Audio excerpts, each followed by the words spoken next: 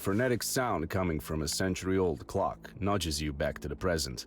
The stale air perfects the image of the old motel room. I didn't know this was narrated by the inner voice.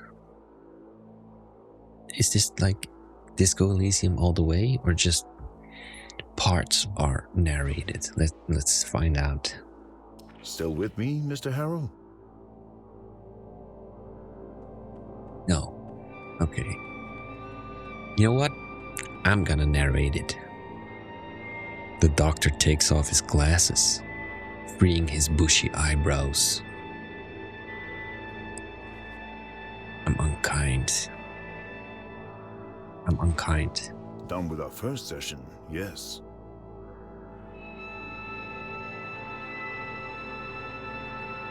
Speaking of which, I've noticed a slight lack of motivation on your part today.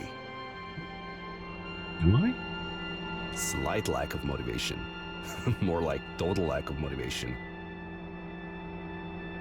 Oh, it's... there's a voice, but then there isn't. So either do a voice or don't. I'll just fill in for now, but... You'd rather stay in bed all day instead of attending this joke of a therapy in the middle of nowhere.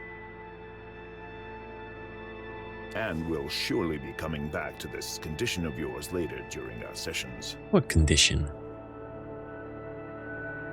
But for now, I just want you to acknowledge its existence and try to stay aware of it at all times, if possible. Sure. The silence befalls the room. A muffled sound of clanging from the outside only making the moment more uncomfortable. I like the graphics, man. They're great. It's a great art style. I'm gonna lie, but my only option is to lie or lie, so there's no way out. I'm fine. That's good to hear. Now, in order to keep us focused, I always limit the session length to exactly 1 hour, hence the alarm. Makes a lot of money. Continue.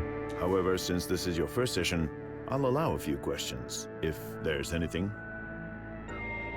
I'd say I'm a little arrogant. No. Yeah. Mr. Harrow, your case is not to be overlooked.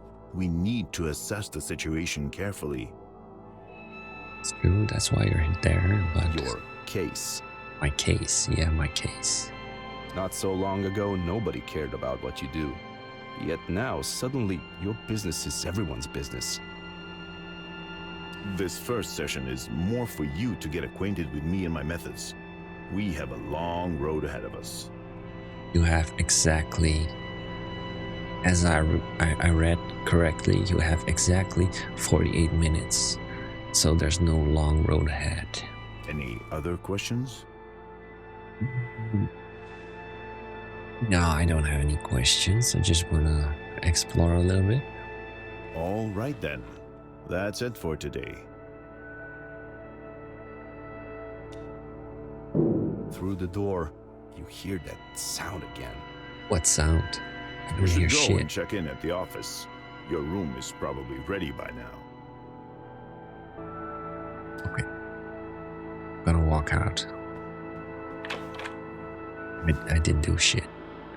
Oh, nothing. Let's go. Next to you is the source of the clangs you heard from the inside. A young woman beating up an old vending machine. Give me my coffee, you jerk! She seems a little mad. Come on, you thief! She's pounding the life out of the poor machine. I'm gonna observe her closely. She's completely focused on the ancient machine and mumbling something under her breath. From time to time, though, a grunt or a few words are loud enough to make out. I'll break you open if I have to. Please do. Would she be here for therapy as well? Yeah, I'm pretty sure she is. She seems nuts. Who knows? But unlike you, she definitely looks like she needs it. Nobody needs to be sent away from their home to this dump, regardless of their mental state. And yet, what is to be done with lunatics like her? Let them rage around freely, yelling and kicking vending machines wherever they go. There must be a better way to help a distressed person. Perhaps you could speak with her, see if you could help her somehow. Or is that too much to ask right now? Probably. I mean, it's blocked, so I have no motivation. Let's see what is going on. So, welcome to Rue Valley. Jerk. This is absolutely my most anticipated game of the year. Out already. I'm a massive fan of Disco Elysium, and this is looking right up my alley, like completely. I see myself spending hours playing this, I'll break you and probably open if I have to. replaying it a couple of times if it's good. So let's find out what we have to do. I'm just gonna Give me my coffee, you walk around, see what's going on, see if there's anything I can click. There's a garbage disposal, whatever. Oh, let me narrate this. Plastic bottles, some empty, others half empty. A partially eaten breakfast, some old clothes, torn and faded, all covered in a mixture of grease and spoiled orange soda. Oh God, who loves orange soda? Kel loves orange soda. Amid this murky pool, you catch a glimpse of your own face. Oh man, do I want to look at my own face? Does it come with like a unique drawing like Disco Elysium? Because that's fucking awesome. Stomp on your distorted image, smudge the reflection with your hand, or just walk away. I'm going to smudge it. Hundreds of tiny ripples form in the pool, but instead of obscuring your identity, even more details of your face emerge. Oh, show me, please show me. Decades worth of new wrinkles appear, and the poignant expression of a man lost in time becomes even more apparent. The longer you look, the more you see the reflection of your inner self. That's not what's inside me. I don't need to look at this. Oh, didn't give me time to fucking read. As you stand still in the middle of a smelly puddle, the liquid slowly sneaks through your left shoe and into your sock, while your reflection reverts to a calm, normal one. Damn it. That's great. So I've seen my face, but I've not seen my face, you know? I wanted to see my own reflection. So please add a nice little drawing, just like Harry Dubois. That would be absolutely funny. Rue Valley Motel, free Wi-Fi, AC, phone clean rooms, cable TV, and vending machine. Cool. So I do wonder, is this it? You know, is the 48 minutes just the motel? Is the whole game just the motel? Or can I explore a little bit outside of this area? The transformer is buzzing softly. Let's see where you can go up. Office, motel. Gonna see what's here. Oh. All the attention of the girl behind the counter is occupied by the ongoing call. Mm-hmm. She responds to the person on the other side.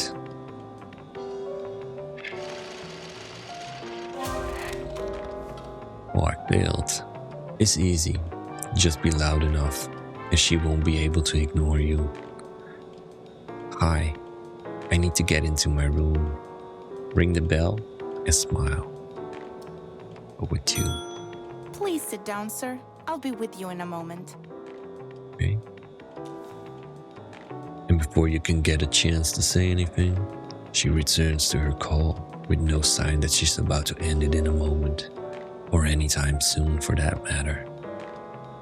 I'm gonna be arrogant. Your chest swells with indignation. How dare she ignores you? The only reaction you get from her is a quick side glance and a nod.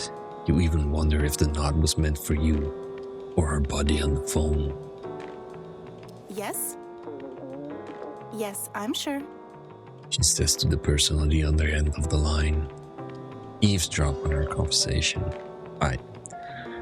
In a bout of curiosity, you lean closer and prick up your ears, hoping you'll catch what the other person is saying. Alas, what little you manage to comprehend is but a dull description of traffic congestion by someone caught in it, accompanied by futile attempts to communicate their location to the receptionist. She responds to the person on the other end. Minute by minute, your curiosity subdues, all your attention slowly breaks down, but you still mindlessly listen. The receptionist call for some time. Giant donut sign. I have no idea where you are. She says to her conversation partner. This is outrageous. I want to see the manager. Your heart is pounding in frustration, but this time, the receptionist doesn't seem to even register your words. She responds to the person on the other end. So... Yes.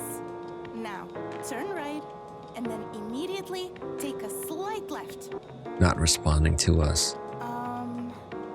Sounds like you Can't do much else than the chair and the window. The chair looks very old but sturdy. Oh, I'm gonna sit down.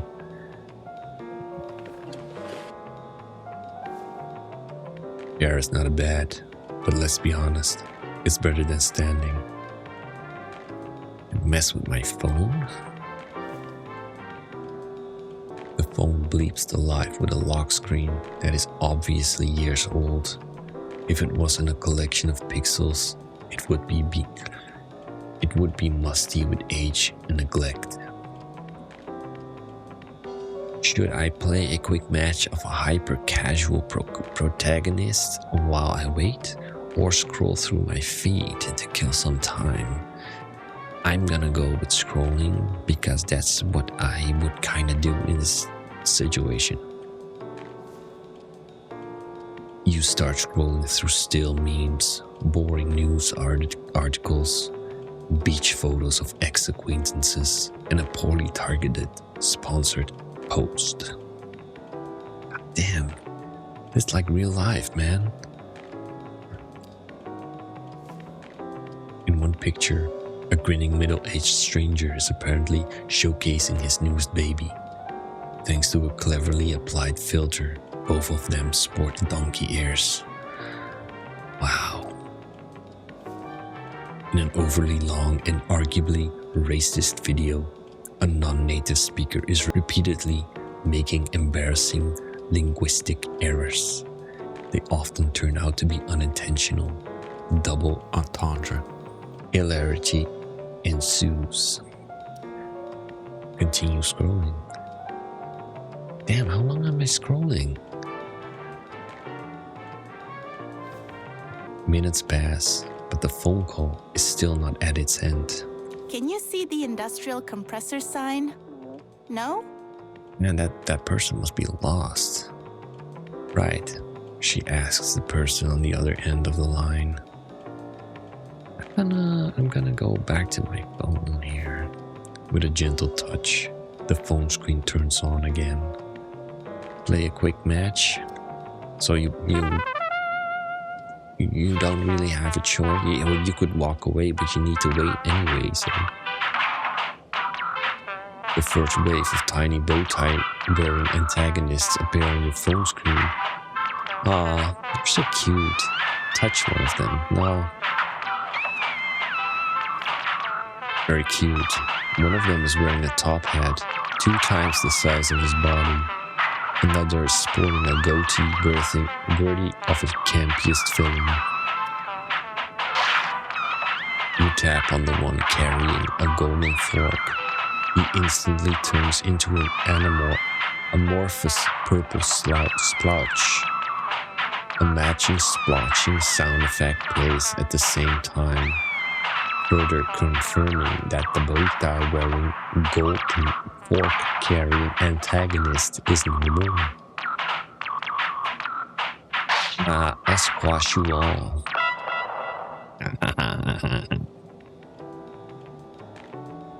Right.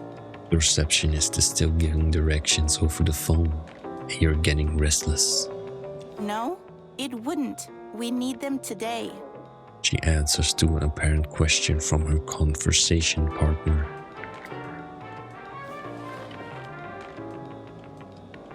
The relentless dirt has smudged and stained the glass.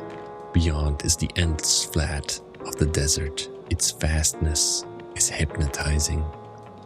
Stare through the window to pass some time. Beyond the empty parking lot, there's only barren desert, stretching for as far as your eyes can see. Its emptiness is drawing you in. You hear the receptionist mutter, as if answering some unasked questions of yours. And then you notice small patches of green hidden in the sand. It seems there's always something to be found in nothingness if you stare at it long enough. You're gonna spy on the woman in the vending machine. Painted red by the setting sun, she's still at it, desperately trying to get coffee from her ancient machine. From time to time, though, she takes out her phone, looks at it, and puts it back. She's trying to count how many tiny bushes there are. Smudge her sweaty fingers all over the... Yeah, I'm gonna be an asshole. I'm gonna smudge my fingers all over the window. And I'm gonna make a self-portrait.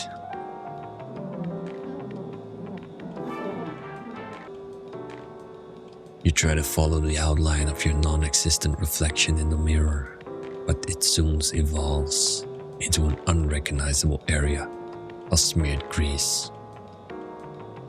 I'm gonna continue working on this masterpiece.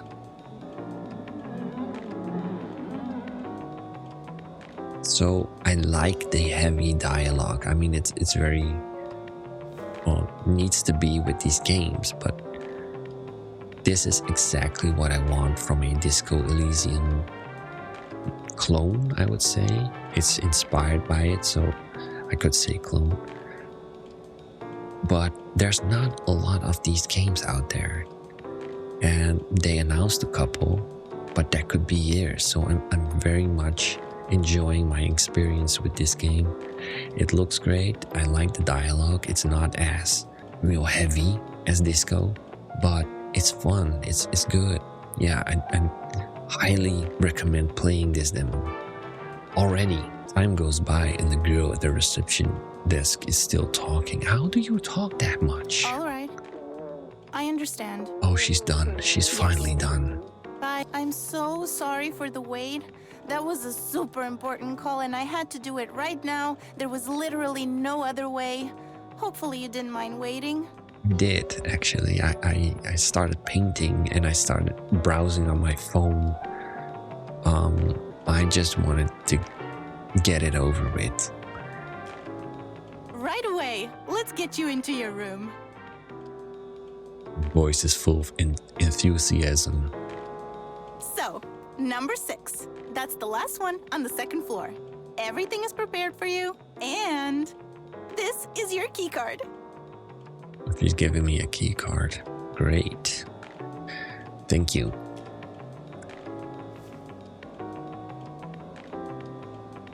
You stretch your arm politely, hoping she'll hand you the card, but she's completely ignoring your gesture and is excitingly waving it around. I see you're confused by this. You were expecting an old-fashioned key, weren't you? Well, we've decided to modernize for a number of reasons. Oh, I just want the key. Just give me the key. She nods in response, but then continues as if you haven't said anything. Actually, one reason to be perfectly honest. The guests just kept on losing their keys. It was exhausting. And my uncle didn't like the cost of replacing so many locks. Right, but I just want to get it over with. Okay, I want to know who is the owner. Yeah. He bought it from the previous owner when she realized she's had enough of Rue Valley. You know. We don't. So yes, we've decided to use electronic key cards. Cost us a lot to implement. But now when a guest loses their key, we only need to replace a piece of programmable plastic. Very good. Very good. I'm gonna go for 2. I'm arrogant and I'll say, listen, I'm a very busy person here on an important business, so unfortunately, I have no time for chit-chat. Sure. Sorry. Yeah, you be sorry. I have to wait like an hour. Here. I'll just need your signature. She hands over the key card and puts some kind of document on the counter. I'll sign it. Thank you. I'm here if you need anything. Enjoy your stay. Oh, thank you. Bye. Off to my room, I guess.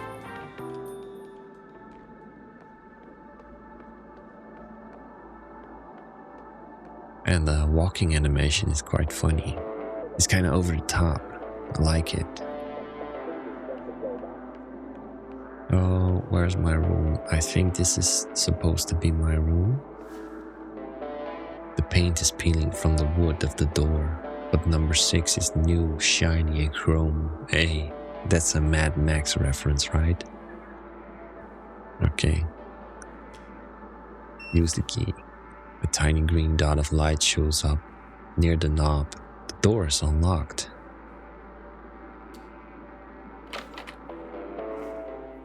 Nice. My suitcase is already here. Chair, bed. We're gonna go to the toilet. Oh, there's a mirror, guys. You know what's going on. You know Disco Elysium. I hope to God there's a picture. I need it. There are so many dark patches that this can barely be called a mirror. A small cup is on the shelf. The mirror splotches make interesting patterns on your face. They conceal a dark circle here, a mole there, a patch of wrinkles.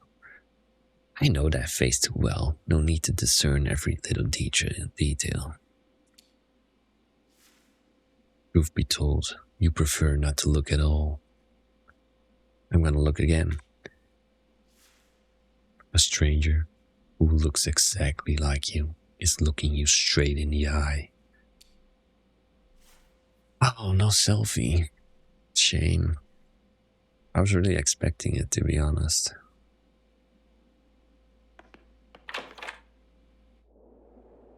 Oh, the chair? This armchair looks exactly like the one in Dr. Finch's room. I don't care. Hundreds of strangers have slept in this bed, leaving behind flakes of dead skin. Still, you can't wait to jump into the sheets and contribute to the collection. If you think about it, that is actually disgusting. But they wash the sheets, so it's somewhat okay, I guess. Unfortunately, between you and the object of your desire, on the folded sheets lies a dusty suitcase. Your suitcase, the smallest one you own. You have no motivation to even open your suitcase. That's crazy. Yeah, it's such a chore, but if you don't open it, how will you replace your damp sock with a dry one? The more you prolong it, the worse it'll get. If you don't unpack now, it'll feel even harder and more pointless to do later. Step by step, a simple act of unpacking will become an insurmountable burden, and even thinking about it will make you feel weak and powerless. Do you really want to trudge back down into the deep black pit, accompanied by the squishing sound of your wet sock? Oh, I need a new sock. Got a new sock.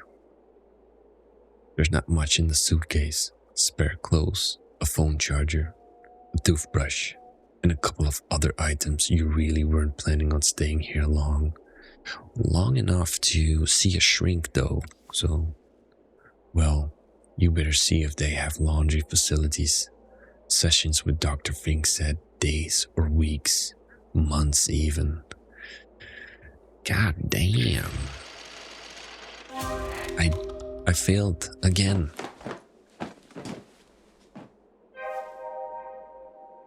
There, the mushy sock is no longer a concern. No reason to spend the whole evening unpacking. After all, you've always preferred a more casual arrangement for your stuff. And now that the suitcase has been dealt with, this motel room is officially your home. This can never be home. It'll do. A motel room can be a home, so it is now, whether you like it or not. Let's sleep. Despite the tight sheets and crisp-looking pillow, the bed reeks of dust and age. Should I fall into bed or crawl into bed? And I'm gonna go with fall into bed. Have some fun.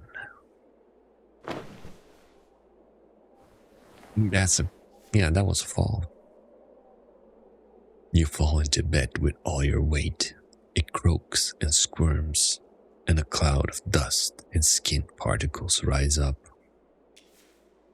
As soon as your head touches the rough pillow though, tiredness overwhelms you. Coming to this nowhere motel to attend therapy you don't need has drained you both physically and mentally.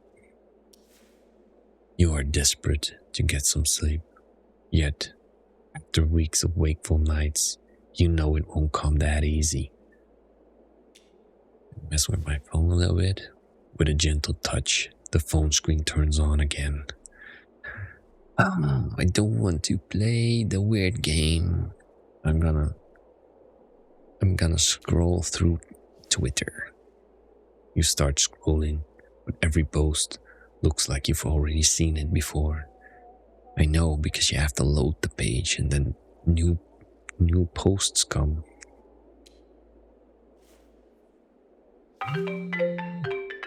But you don't have a moment to celebrate before your ears are pierced by a ringtone that you swore you would change years ago. I'm gonna answer it. Hello, sir. Am I speaking with Eugene Harrow?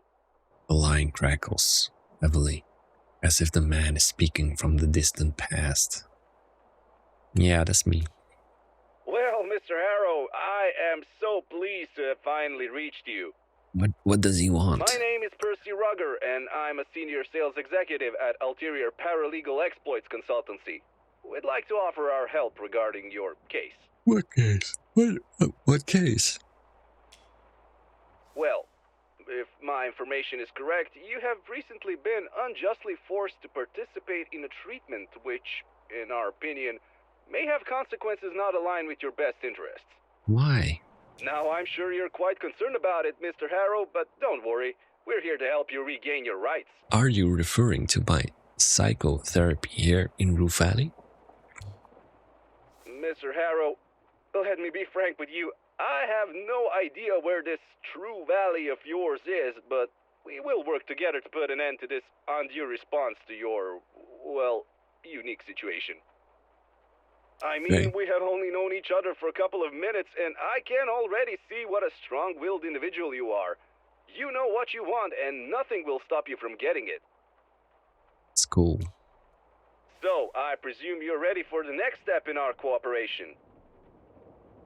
What next step? Now that's what I like to hear. Eugene, Mr. Harrow. You truly are a man It's of like action. a telephone scammer or something. What does I'll he write want? down your general consent here and forward your case to my colleagues in our paralegal department. They'll contact you shortly. What? Well, Mr. Harrow, it was a colossal pleasure talking with you. Jeez. Just Before you have a chance to say anything, the phone line is already dead. But at least now you know you're not the only one who realizes the absurdity of this mandated psychotherapy. Well then, back to my phone. With a gentle touch, the phone screen turns on again. Oh god, I don't want to play that stupid game. I'm gonna leave. Eventually, bored and tired of looking at the tiny screen, you put the phone down, finally admitting it won't help you sleep. No, I know that, because when I want to sleep, the last thing that I need is a phone in my face the whole night. And when I put it away, I'll fall asleep quite fast, actually. Nothing else to do except close your eyes and hope sleep will come. Now see, he's asleep. For a precious moment, there's only darkness and silence, but your mind refuses to calm down. And soon, your thoughts start chasing each other in circles. Ooh, what's this? From the blur of half-formed memories and impressions, an image of the receptionist emerges. We're desperately trying to catch her attention, but she's completely engrossed in her ongoing phone call. Ring the desk bell and smile.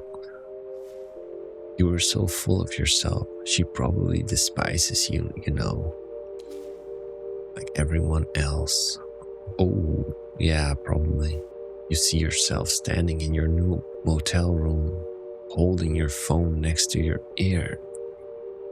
My name is Percy Runder, and I'm a senior sales executive at Ulterior Paralegal Exploits Consultancy. We'd like to offer our help regarding your case. In my case? Oh, come on. You know what he's talking about. Out of the swirling images, the bushy eyebrows of your new psychotherapist emerge, bouncing up and down as he talks. Still with me, Mr. Harrow? We done? That's right. Being rude really is the best way to get people off your back. If no one likes you, no one will bother you. Yeah, there's some truth to that. The image of a young woman flashes before your mind's eye. She's punching and kicking the old vending machine. Could she be here for therapy as well? It is what it is. You have nothing to say, nothing to do, just the bare minimum. Okay? That's it?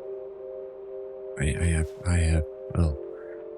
As your consciousness keeps spinning around, the carousel of recent experience turn into a cyclone of painful memories, repressed thoughts, and strange images.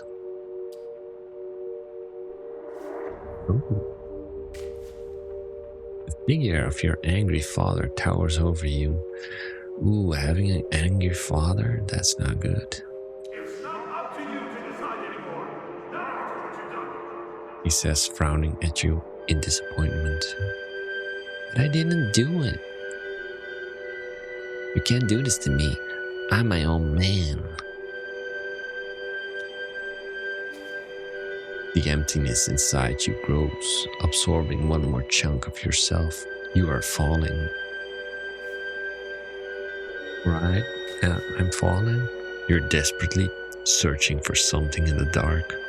Dusty attic full of broken furniture and random clutter. You don't recall ever being here before, but you know it's the attic of your own house. And every piece of old junk that you stumble upon feels somehow familiar, although you cannot really recognize any of it. I'm gonna open the chest covered in cobwebs. Inside the chest is a pile of old letters. You can't remember if they are yours, but you know they're not worth reading. Okay, I'm gonna look behind the sofa then. You look underneath the sofa, and only darkness meets your eye. You stretch out your arm reluctantly, but find only dust and dead insect shells. Gonna search the books, search behind the pile of. You carefully move the pile to the side and discover another pile of even older books behind it. Oh God, I know what you mean by that. I also have books, and then behind those books I have books, and then behind those books I usually squeeze in a couple of books. So yeah, I'm pretty sure I know what this means. While moving the second pile, despite your care, some of the books simply turn to dust, only for a third pile to be revealed of books so ancient you don't dare even touch them. I'm gonna give up. You find yourself walking through a desert. Your eyes are fixed on the guide in front of you, and your feet are trying to keep up with their steady pace. But the distance between you keeps growing until the guide becomes merely a dot nearing the horizon. Once you finally admit you can no longer see them, your body collapses onto the cracked earth below. You surrender to the bittersweet feeling of hopelessness and decide this spot will be your grave and the sun your executioner. But it will be no swift act of mercy. No, you will be tortured and kept wishing for it all to end. As you gaze at the sun, green and purple after images start appearing in your eyelids every time you blink. And the sun, it keeps staring back at you relentlessly without the slightest intention of ever moving away from the zenith. God damn, man, what the fuck?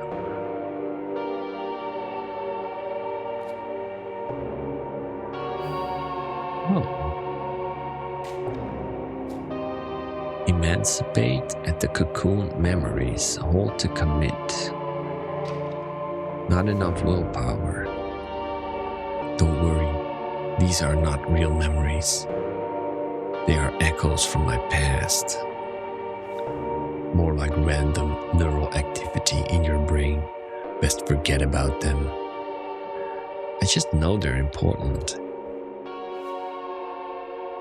Could be, but are you strong enough to confront them? Not yet. Oh, guys. All this reading, man. Normally I'm just reading to myself. The sound of a car engine, screeching tires urges you to open your eyes, bringing you back to miserable reality once again. Are they gonna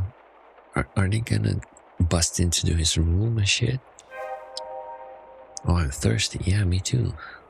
Your head is still spinning in a whirlwind of uncontrollable thoughts. Your nostrils pick up a curious smell of dust, and your throat is as dry as the desert. It was foolish to hope you'd fall asleep. Better go get something to drink then. Oh, there's a car. Who is he? Oh. God damn it! God damn it. You hear the man yell from inside his vehicle. Even through the tinted windshield, You can feel his frustration. Come on, start, you piece of shit. He yells at the car.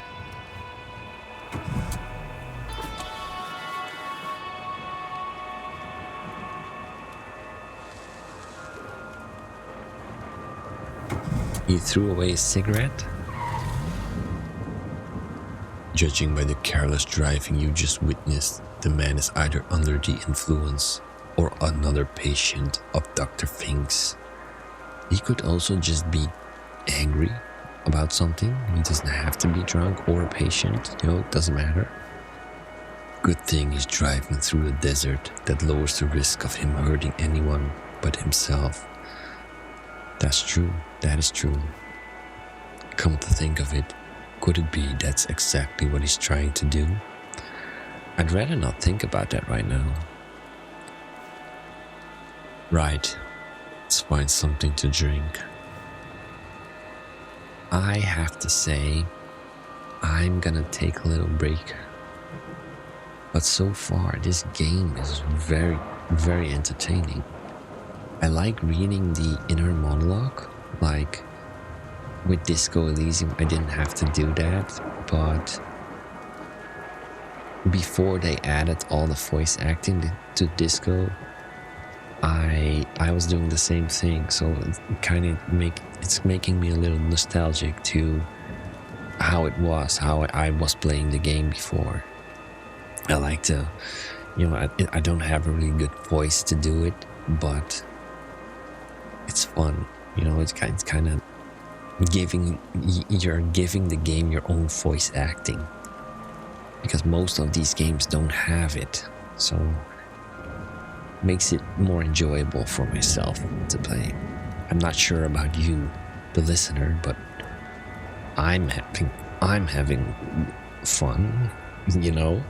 That's important too.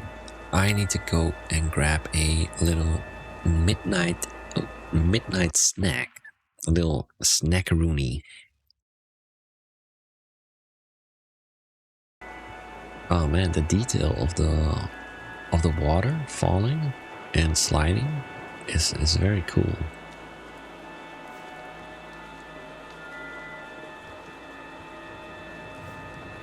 A little hand gesture on the rails is also nice, because you don't see that in a lot of games actually. Oh, you jump as if someone jabbed you in the stomach. For a split second, the whole world was exploding, but it was just a thunderclap, the loudest one you've ever witnessed. At least my reflexes still work. As well as your heart. It's racing from sudden shock. But there's nothing to use this unwanted excess of adrenaline for, so it keeps lingering, eating you from the inside out, while you stand alone, thirsty in the middle of the empty parking lot. Damn.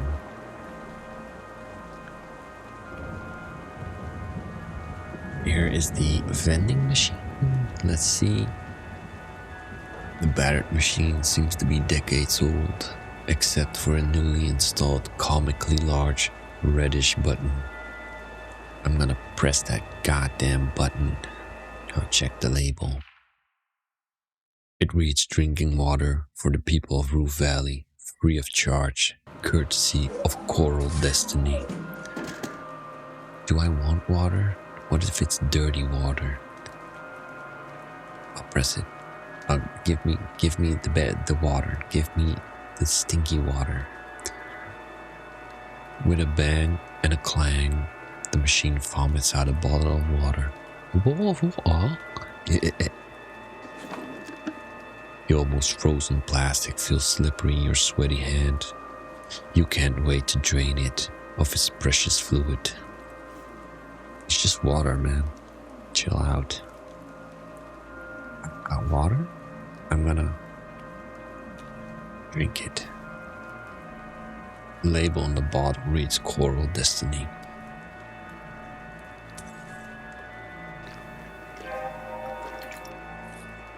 Your thirst screams at you to gulp down the whole bottle right now, but there's no need to hurry. take it one sip at a time.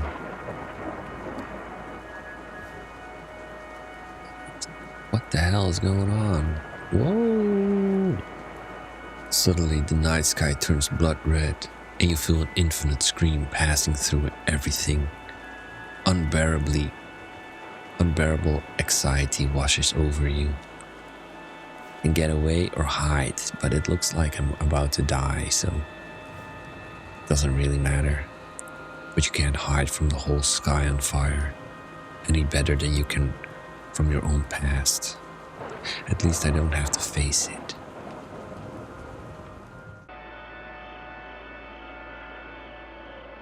Your eyelids connect and darkness greets you for a mere second, but as always, the carousel of suffering starts spinning immediately.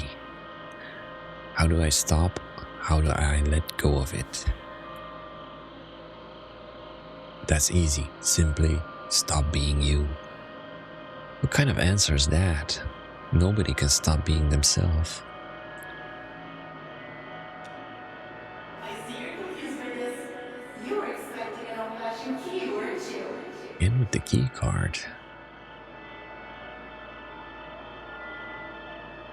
I was expecting an answer. But the receptionist disappears, and instead the fiery sky begins burning its way through the darkness, cutting several straight, narrow slits in your closed eyelids. You want to stop? Well then, keep craving, keep clinging, keep suffering. I have no choice.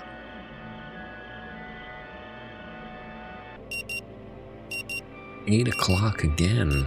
Oh, so that's 48 minutes? That was pretty long. That didn't feel like 48 minutes. Still Continue. with me, Mr. Harrow? Stop the carousel and focus on something else. Surely there's something pleasant to think of instead of this bushy-eyebrowed psychotherapist and this court-mandated therapy.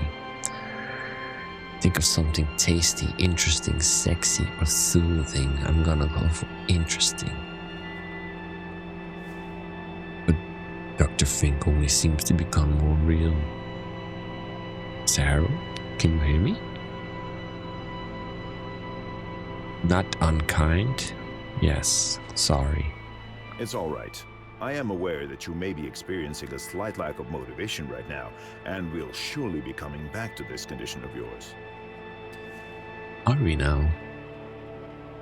Lack of motivation, that's the least of your worries, while your mind is filled with the crushing, overwhelming sense of impending.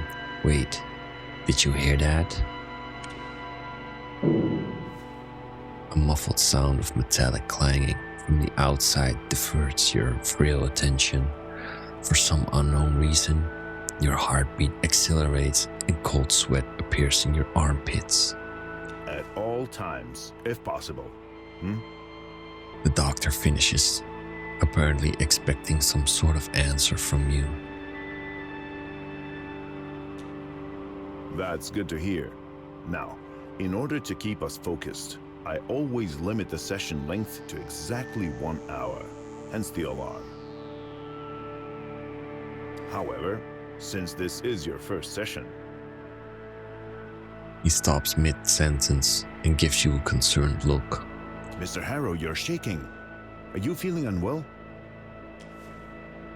Well, you endured the whole session stoically so far, but this one moment of anxiety, it could completely ruin your chances of being sent back home anytime soon.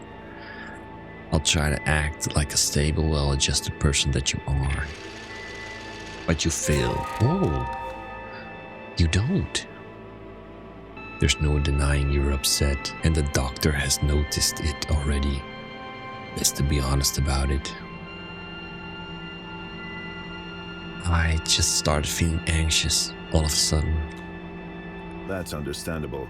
Sometimes anxiety seems to appear out of nowhere, which can be quite frightening.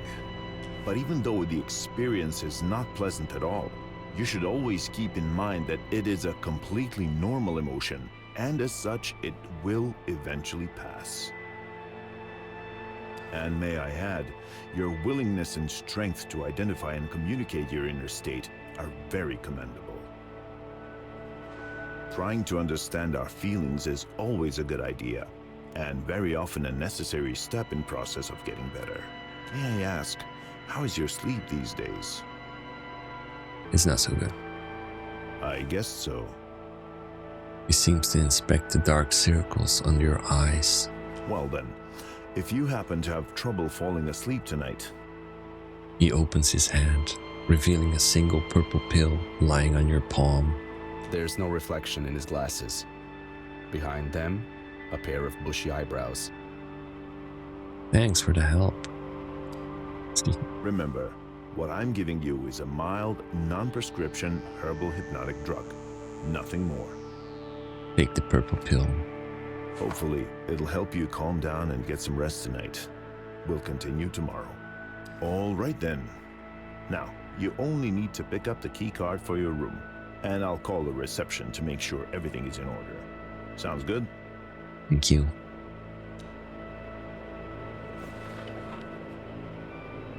Oh, the first time I couldn't explore this room.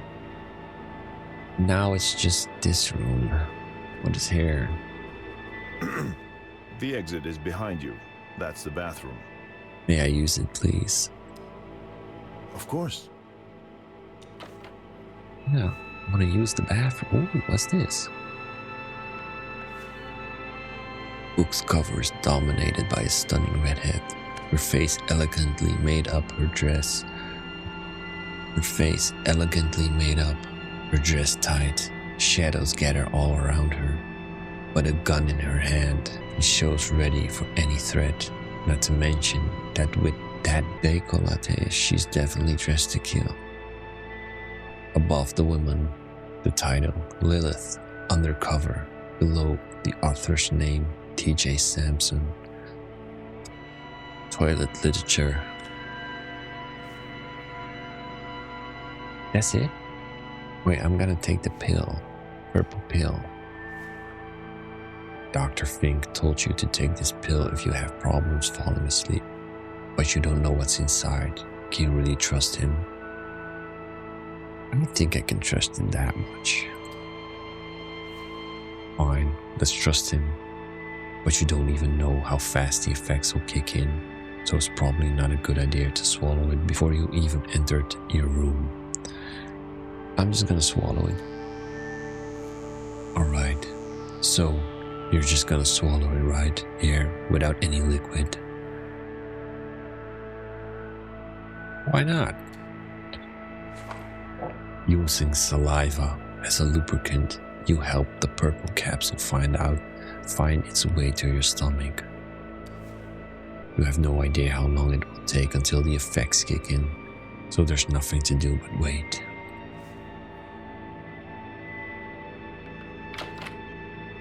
You could have Fresh just yourself? used the toilet Feeling water. a bit better now? A bit. That's good to hear. See you tomorrow, Mr. Harrow. Bye.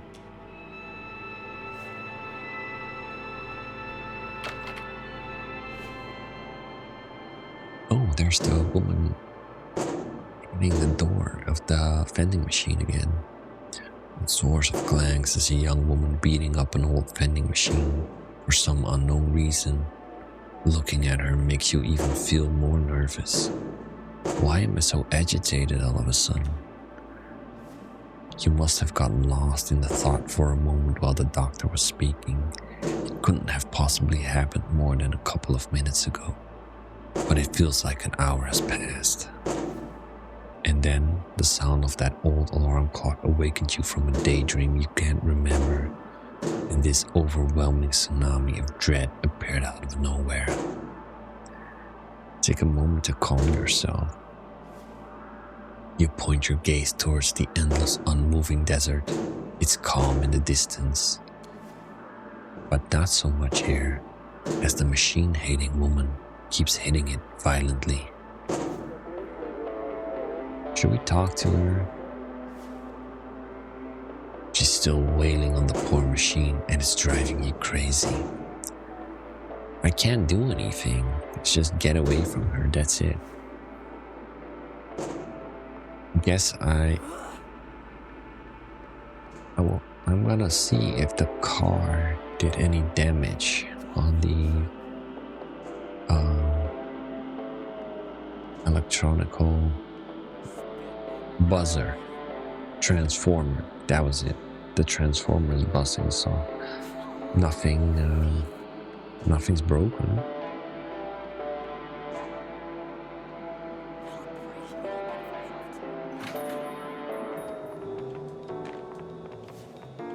All the attention of the girl behind the counter is being hogged by the ongoing phone call. Yes. Now turn right, and then immediately take a slight left. Hold on, I've got someone on another line. She presses a button on the phone. Hello, reception. What can I do for you, Dr. Fink?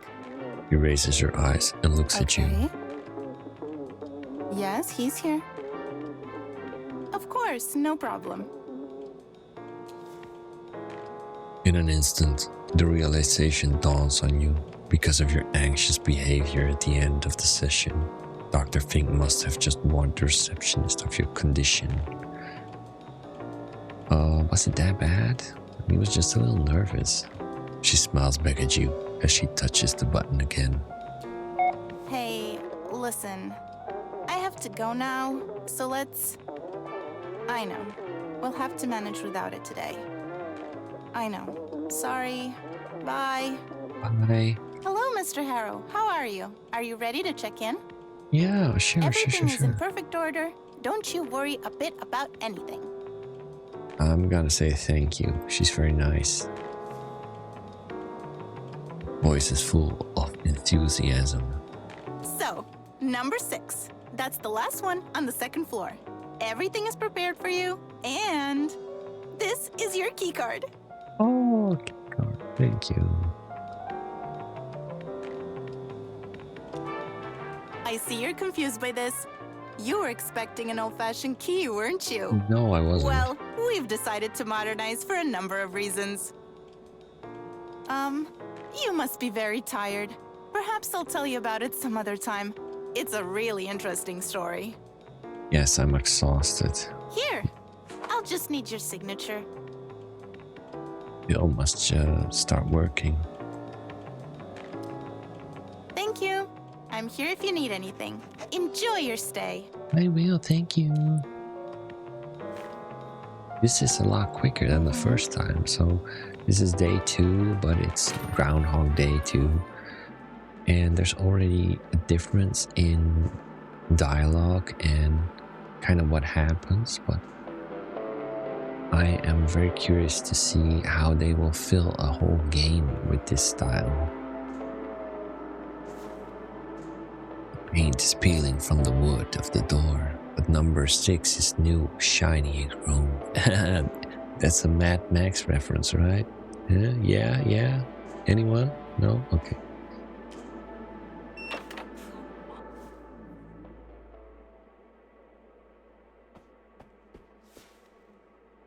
Dusty suitcase, the smallest one you own, is lying on the folded sheets. Even thinking about unpacking right now is making you feel terrified. Why am I afraid of unpacking? Perhaps you're scared of what you might find inside. Maybe you're worried that by unpacking you accept that you're going to stay here for some time. Going to keep me here forever, aren't they? Just unpack. Yes. Just put the suitcase down without unpacking, or perhaps I should relax a bit in the armchair instead. No, I'm just gonna put it down.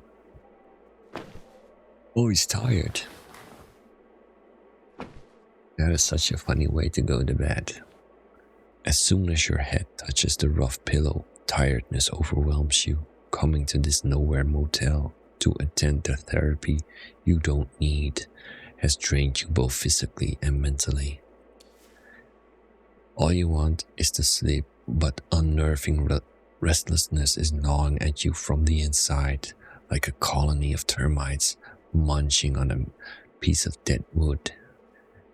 Just close your eyes and hope sleep will come.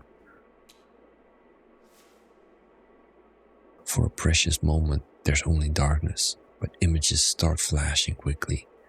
Without your consent, a veritable carousel of impressions and experiences. Oh, we're back here, okay. Oh, yes. Should we just ignore it this time? But you don't have a moment to celebrate before your ears are pierced by a ringtone that you swore you would change years ago. I'm gonna answer it. Hello, sir. Am I speaking with Eugene Harrow?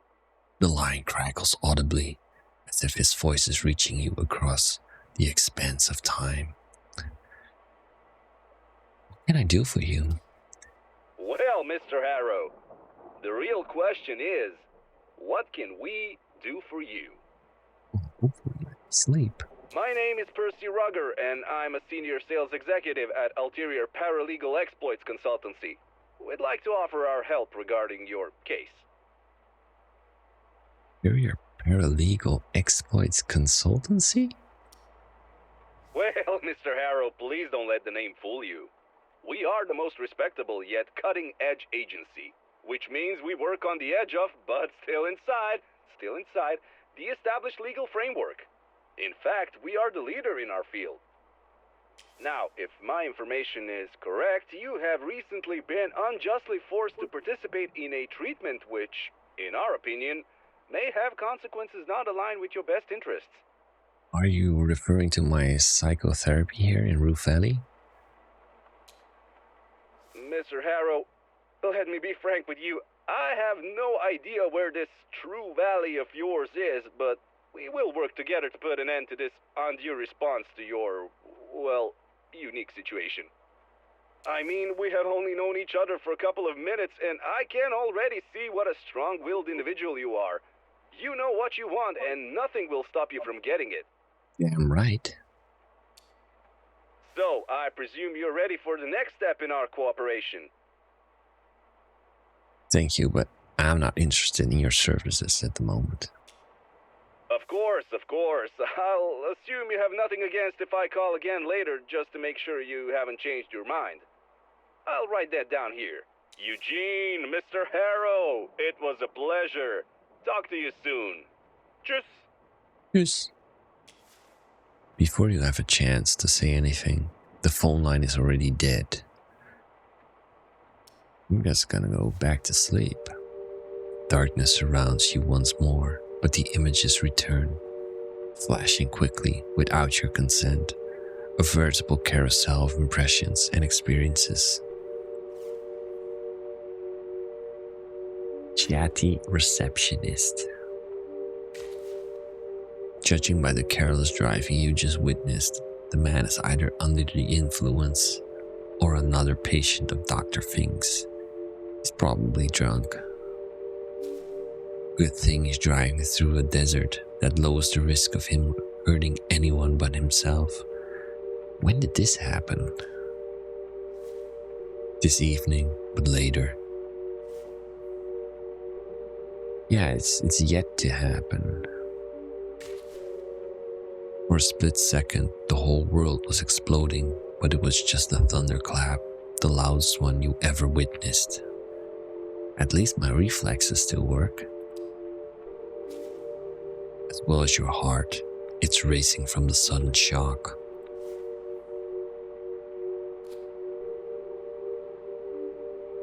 That's it? Oh, one more. Suddenly, the night sky turns blood red, and you feel an infinite scream passing through everything. Unbearable anxiety engulfs you. Hide! But you can't hide from the whole sky being on fire any better than you can hide from your own past.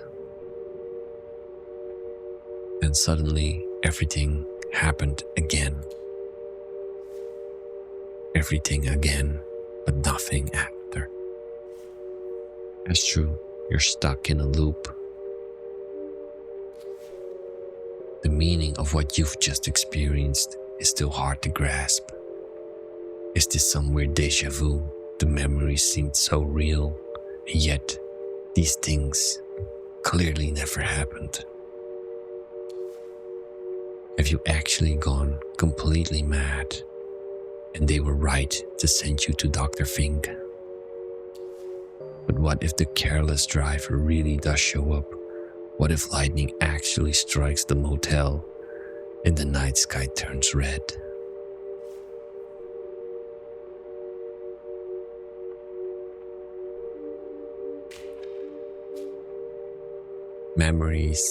Memory or fantasy? How could you remember something that is yet to happen? Then again, why would you imagine even events so specific? You can't. It's all too much. All you really want is to forget you even. To forget about being here. To forget about the incident.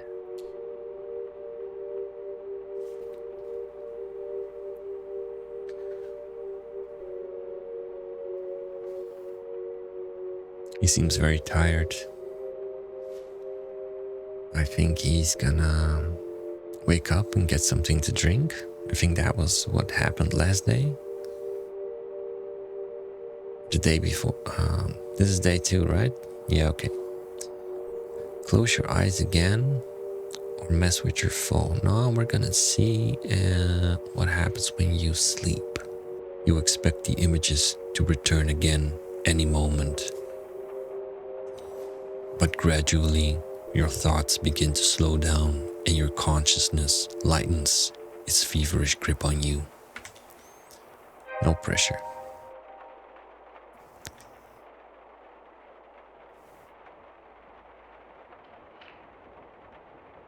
What's happening? Was it the purple pill? It doesn't matter. Nothing matters. Embrace the sweet relief.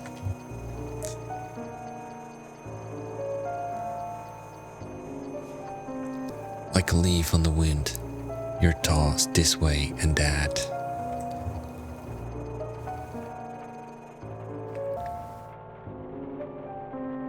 Okay. Any day now.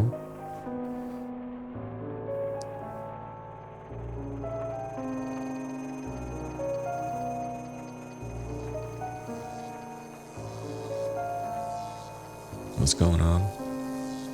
But what is this? A tiny spark of light seems to have taken root deep inside you. It must have been broken away from that mighty forked bolt of the brightest lightning you ever saw earlier. A spark still without shape, still without purpose, but full of potential. The sound of the loudest thunder jerks you out of your slumber. The speck of energy, now fully grown, is pulsing in your chest. You remember this feeling. And as you finally recognize what it is, your pathetic attempt at forgetting about what you experienced earlier is shattered.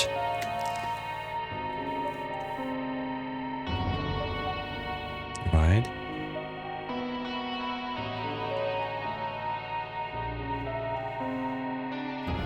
We have to hold to commit the intention. How could you remember something that is yet to happen?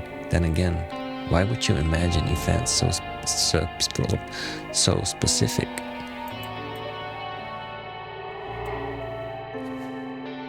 You have to find out if the careless driver showed up again. You must know if the sky will really be set ablaze. You need to see if everything will happen again, and if it does, you need to remember. Get up, man, get up. Let's go. We need to find out.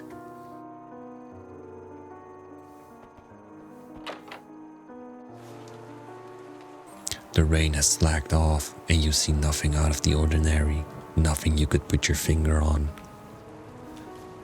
If the careless driver visited the motel, he has surely left already while you were sleeping.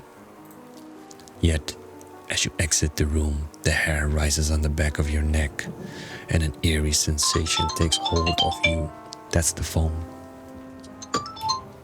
Hi.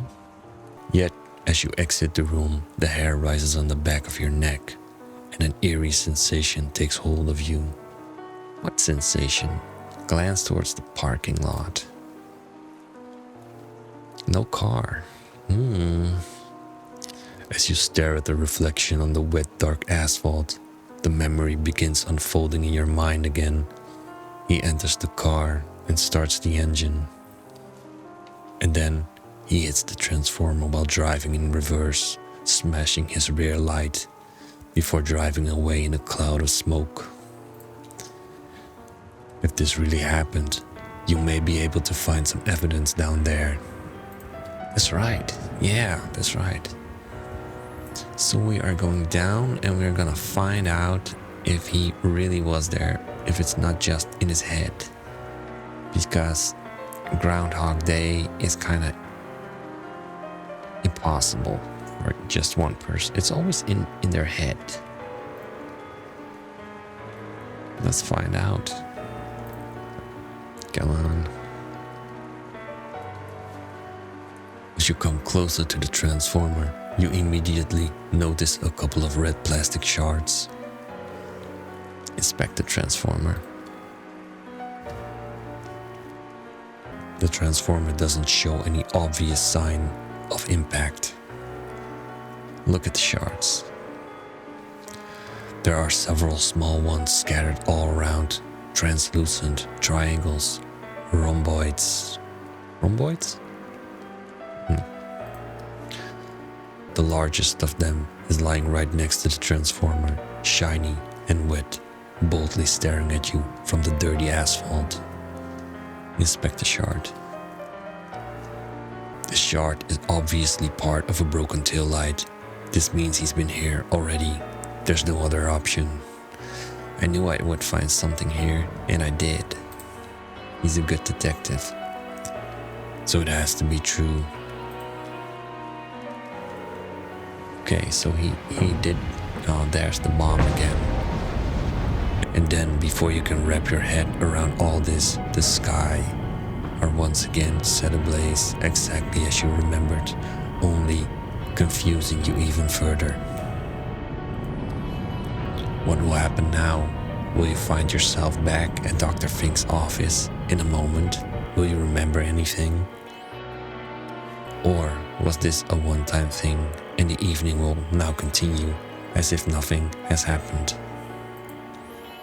Befuddled, you cast your gaze on your wristwatch. It's 8:47 p.m. Oh my god, man. We're gonna start again. 47 minutes. And then you start over again. It's not a lot of time. The frenetic sound of the alarm nudges you back to the present. Still with me, Mr. Harrow? You have my full attention. Mr. Harrow, I am aware of a slight lack of motivation you may be experiencing right now.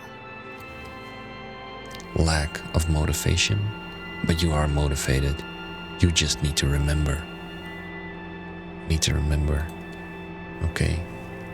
Yes, there's something very important. A muffled sound of metallic clanging from the outside interrupts your train of thoughts. And suddenly, an image of a young woman punching and kicking the old vending machine emerges in your mind. But like the first rock in an avalanche, it's inevitably followed by others, and more memories start to emerge. The receptionist, the thunder, the mysterious driver, and finally that of yourself standing in front of a transformer under the fiery sky, hoping you won't forget everything again. Man. Oh, intention. The loudest of thunderclaps happened as you foresaw. You found several red plastic shards by the power transformer, where the careless driver smashed his rear light and then the sky turned red again. It better be green. It is. Holy shit. As you struggle to put your memories in the correct order, your mental fog dissipates. 2 simple words form from your lips. Time loop. Seems like you're trapped in some sort of time loop, where the same 47 Time minutes. Dr. Fink's voice pulls you back to the old motel room. I don't think I follow, Mr. Harrow. Would you care to elaborate? No, that sounds crazy, man. It sounds crazy. What is this, dude? What's happening? It's the end of the demo. Holy shit. Guys, this game is truly, I love it. Absolutely love it. Emotion Spark Studios, thank you. Owlcat Games, they publish awesome games. It's already on my wish list, so this was such a great demo. I'm really hungry for more games like this. So I need to find more. I need to search for more games just like this.